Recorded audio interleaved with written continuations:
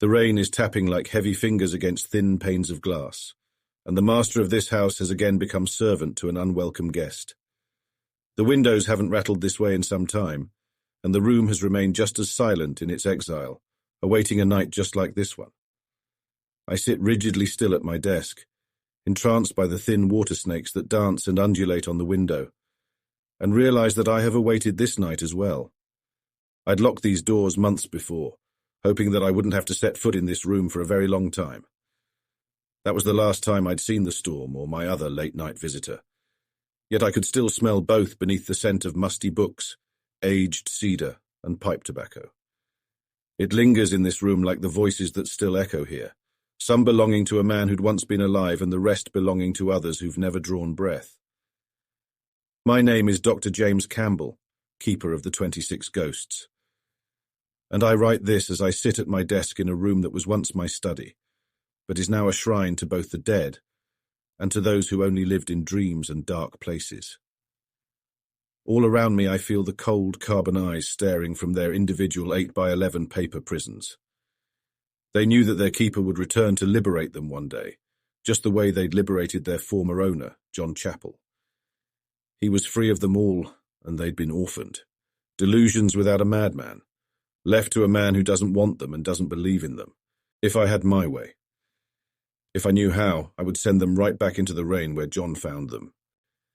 There hadn't been any rain since the day they buried my friend, and the only drops I've seen since have been drops of brandy, trying to forget about him and this awful room. That was 2 months ago.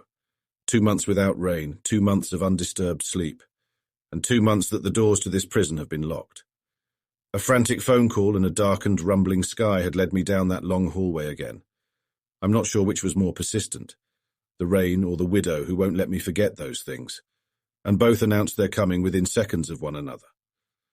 A ringing telephone threw my nightly routine into chaos, and as soon as the call ended, a sky-rending crack made me start and drop the receiver. There's something she wants from me, and at least she'd been somewhat clear about her intentions. The rain just continues to batter angrily at those panes of glass and howls, and I stare out at it, searching for the outline of one of those strange faces John insisted was there. And I find one staring back at me. I know that it's her, though, and not one of his phantoms, not his girl in the rain, because I can see the expression on her face. Even through 2 panes of glass, the window and the windshield of the black sedan, and the veil of water, I can see her anguish. She's here again because she believes that I know what happened to her husband and that I didn't look hard enough, or that I just need one more piece of evidence for everything to fall into place. I wish that were true, but I'm no closer to an answer this night than I was on the first, and regardless of what she's turned up, I doubt that it will do much to change the final outcome of the story. There were still only ideas and theories as numerous and varied as the pages of notes and journal pages piled up on my desk in the study where I'd left them months before. I've already spent far too many nights in this room with these faces, dissecting John's story and struggling to understand what happened to him.